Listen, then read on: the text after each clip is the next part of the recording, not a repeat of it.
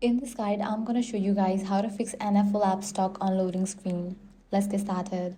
First, launch NFL app, launch app switcher, swipe away the NFL app, then relaunch it. Next, check your internet connection.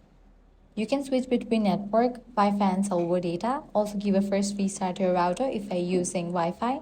Next, restart your phone to clear temporary system glitches. Likewise, check for app update. So head over to App Store or Play Store. Search for NFL. Once app appears, if you see the option of update, click on it. Next, clear cache for the app, so launch settings, go to General, go to iPhone storage. Now from the list of apps, find NFL and launch it.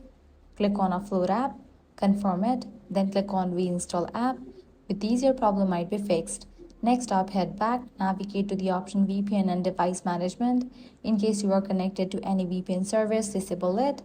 Next, sign out of your account and sign back in. Also, you can completely delete NFL app from your device and reinstall it. If the problem continues, check whether NFL services are experiencing an outage and try again later. And that's it. By following these steps, your problem will be fixed. If this guide helped you out, do not forget to like, share, and subscribe.